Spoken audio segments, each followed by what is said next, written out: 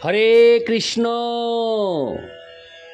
আজ 11ই চৈত্র 1431 ও 25শে মার্চ 2025 মঙ্গলবার একাদশী পাপমোচনী। এই পাপমোচনী একাদশীর দিনে আমি ভাগবতম পাঠ করছি।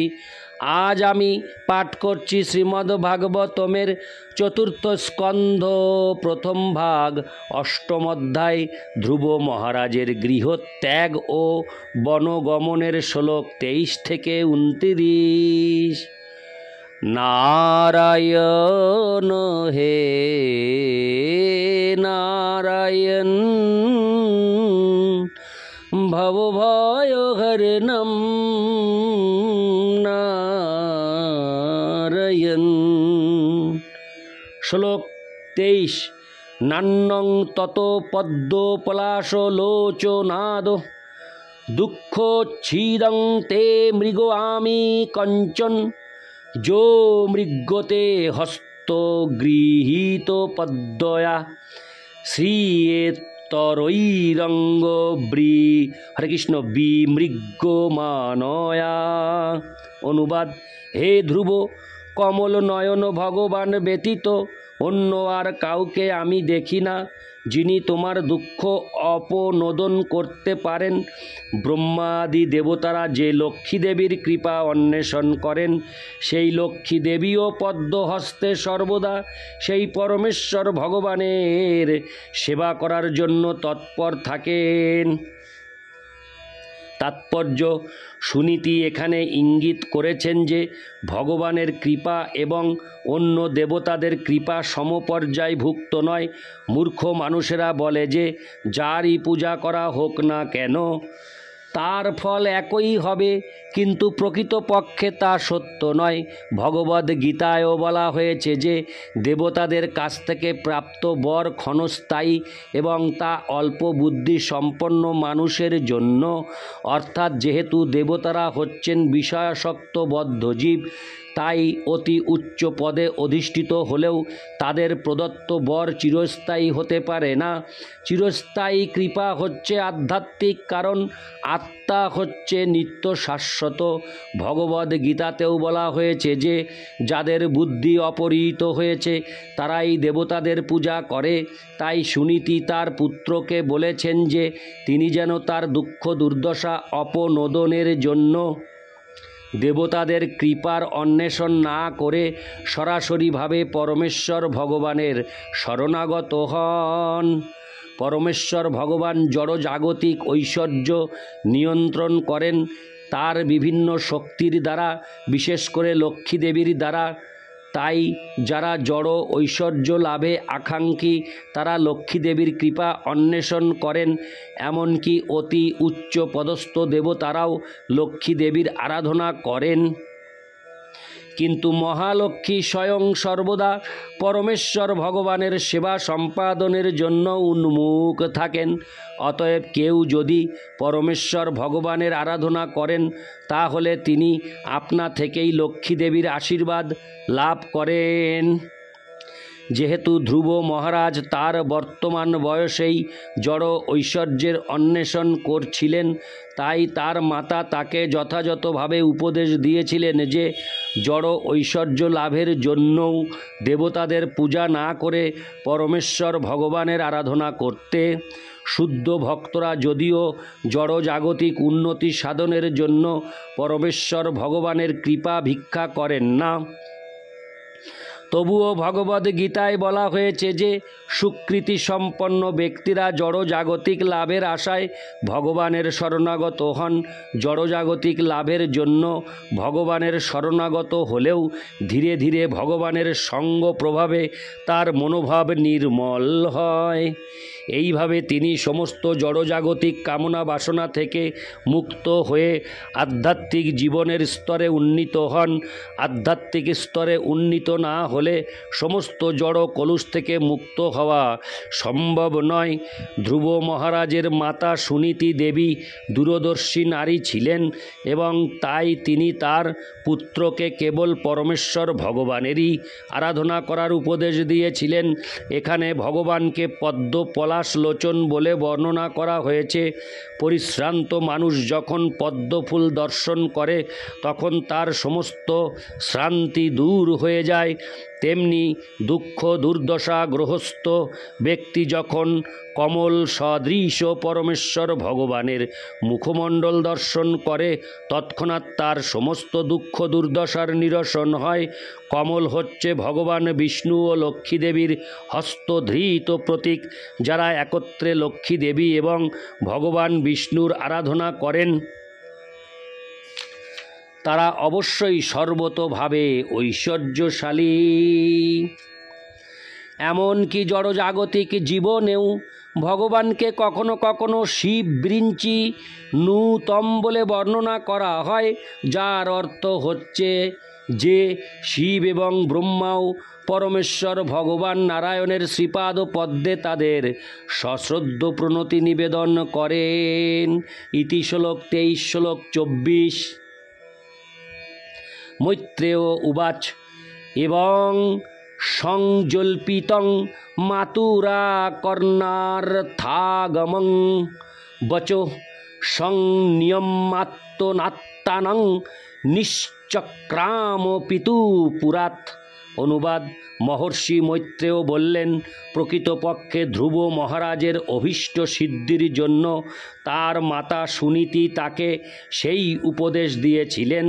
তাই সেই সম্বন্ধে গভীরভাবে বিবেচনা করে এবং বুদ্ধির দ্বারা সংকল্প স্থির করে তিনি তার পিতার গৃহ ত্যাগ করেছিলেন। তাৎপর্য: ধ্রুব মহারাজের বিমাতা ধ্রুব মহারাজকে অপমান করায় এবং তার পিতা সেই বিষয়ে সংশোধনের কোনো চেষ্টা না করায় ধ্রুব মহারাজ এবং তার মাতা উভয়েই শোকাচ্ছন্ন হয়েছিলেন। কিন্তু কেবল শোক করা নিরর্থক, শোক নিরসনের উপায় অন্বেষণ করা কর্তব্য। তাই মাতা এবং পুত্র উভয়েই পরমেশ্বর ভগবানের শ্রীপাদ পদ্মে আশ্রয় গ্রহণ করার সংকল্প করেছিলেন, কারণ সেটি কেবল সমস্ত জড়জাগতিক সমস্যা সমাধানের একমাত্র উপায়। এই সম্পর্কে বলা হয়েছে যে ধ্রুব মহারাজ পরমেশ্বর ভগবানের অন্বেষণে তার পিতার রাজধানী পরিত্যাগ করে এক নির্জন স্থানে গমন করেছিলেন। প্রহ্লাদ মহারাজও উপদেশ দিয়েছেন যে কেউ যদি মনের শান্তির অন্বেষণ করেন তাহলে তাকে সংসার জীবনের সমস্ত কলুষ থেকে মুক্ত হয়ে বনে গিয়ে পরমেশ্বর ভগবানের শরণ গ্রহণ করতে হবে। গৌড়ীয় বৈষ্ণবদের কাছে এই বন হচ্ছে বৃন্দার বন বা বৃন্দাবন। কেউ যদি বৃন্দাবনেশ্বরী শ্রীমতী রাধারানীর আশ্রয়ে বৃন্দাবনের শরণ গ্রহণ করেন তাহলে নিশ্চিতভাবে অনায়াসে তার জীবনের সমস্ত সমস্যার সমাধান হবে। ইতি শ্লোক 24 শ্লোক 25। নারদস্ত দুপাকর্ণ জ্ঞাত্তা তস্য চিকীর্ষিতম স্পৃষ্টা মূর্ধন্য ঘোগ্নেন পানিনা প্রাহ বিস্মিত। অনুবাদ: মহর্ষি নারদ সেই সংবাদ শুনেছিলেন এবং ধ্রুব মহারাজের কার্যকলাপ সম্বন্ধে জ্ঞাত হয়ে তিনি বিস্ময়ান্বিত হয়েছিলেন। তিনি ধ্রুবের কাছে গিয়ে তার পবিত্র হস্তের দ্বারা তার মস্তক স্পর্শ করে বলেছিলেন। তাৎপর্য: ধ্রুব মহারাজ যখন তার মাতা সুনীতির কাছে রাজপ্রাসাদের সমস্ত ঘটনা বলছিলেন তখন নারদ মুনি সেখানে উপস্থিত ছিলেন না। তাহলে প্রশ্ন হতে পারে, নারদ মুনি কীভাবে সেই বিষয়ে অবগত হয়েছিলেন? তার উত্তর হচ্ছে যে নারদ মুনি হচ্ছেন ত্রিকালজ্ঞ। তিনি এতই শক্তিশালী যে ঠিক পরমাত্মার মতো তিনি সকলের হৃদয়ের অতীত, ভবিষ্যৎ এবং বর্তমানের সমস্ত বিষয় সম্বন্ধে অবগত ছিলেন। তাই ধ্রুব মহারাজের দৃঢ় সংকল্পের কথা অবগত হয়ে নারদ মুনি তাকে সাহায্য করার জন্য এসেছিলেন। এই বিষয়ের বিশ্লেষণ এইভাবে করা যায়: পরমেশ্বর ভগবান সকলেরই হৃদয়ে বিরাজমান। এবং যখনই তিনি বুঝতে পারেন যে কোনো জীব ভগবত ভক্তির মার্গে প্রবেশ করার জন্য নিষ্ঠাপরায়ণ, তখন তিনি তার প্রতিনিধিকে পাঠিয়ে দেন। সেইভাবে ভগবান নারদ মুনিকে ধ্রুব মহারাজের কাছে পাঠিয়েছিলেন। সেই কথা চৈতন্য চরিতামৃতে বর্ণিত হয়েছে। গুরু কৃষ্ণ প্রসাদে পায় ভক্তিলতা বীজ। গুরুদেব এবং কৃষ্ণের কৃপায় ভগবত ভক্তিতে প্রবেশ করা যায়। ধ্রুব মহারাজের দৃঢ় সংকল্পের জন্য ভগবান তার প্রতিনিধি নারদ মুনিকে পাঠিয়েছিলেন তাকে দীক্ষা দেওয়ার জন্য। ইতি শ্লোক 25, শ্লোক 26।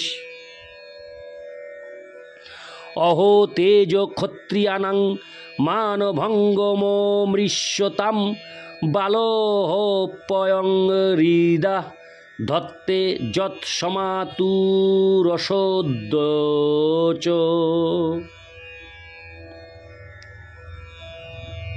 অনুবাদ: আহা, ক্ষত্রিয়দের তেজ কি অদ্ভুত!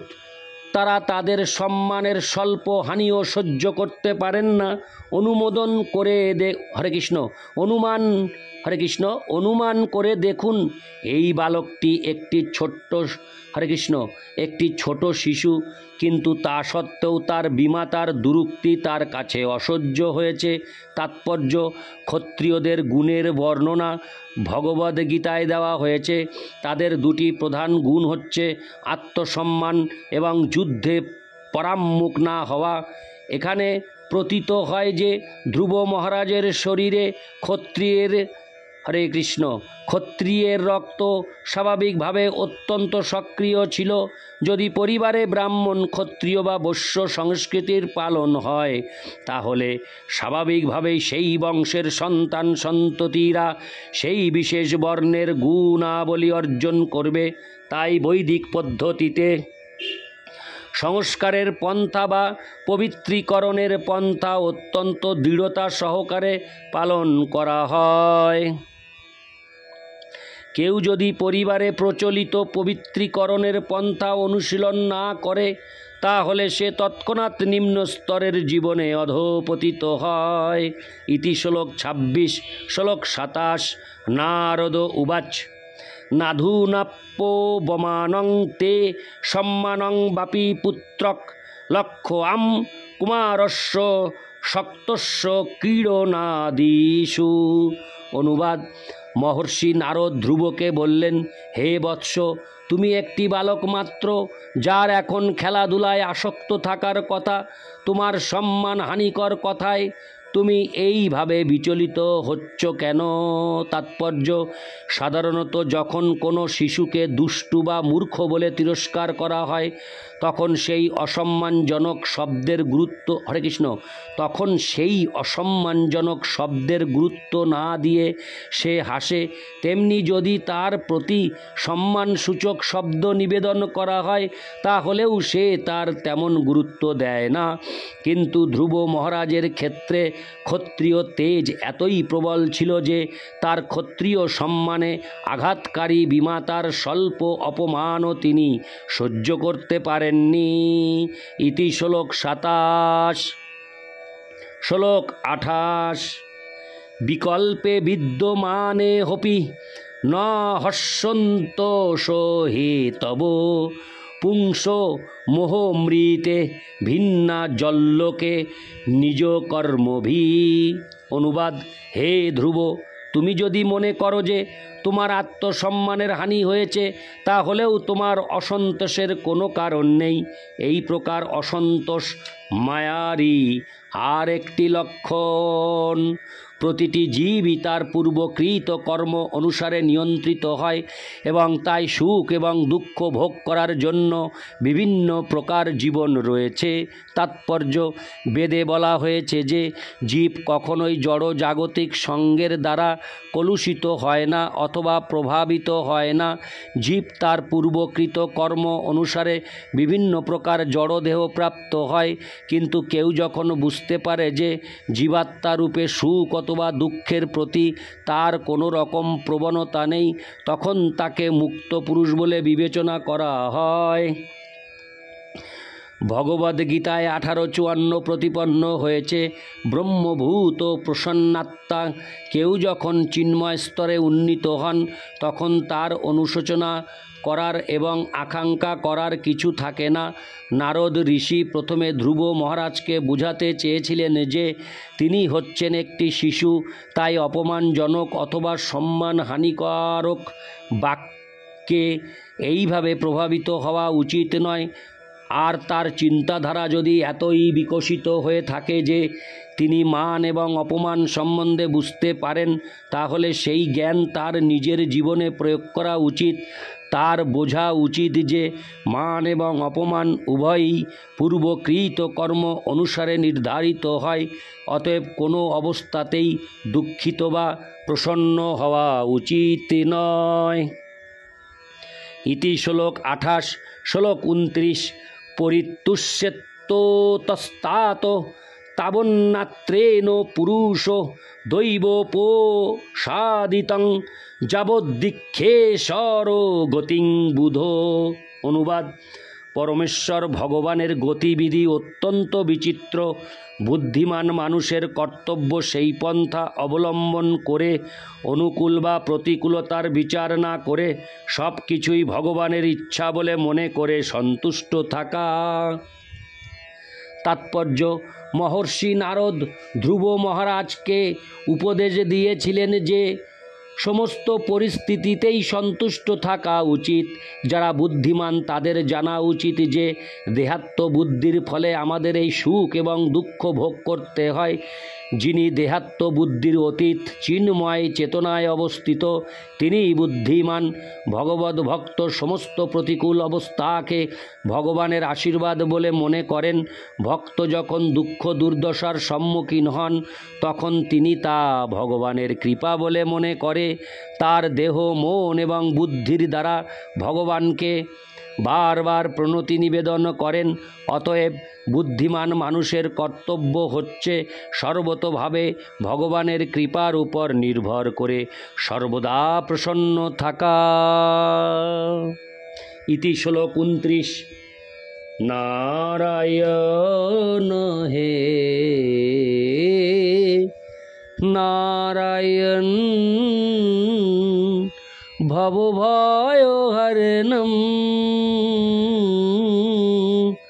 নারায়ণ। হরে কৃষ্ণ।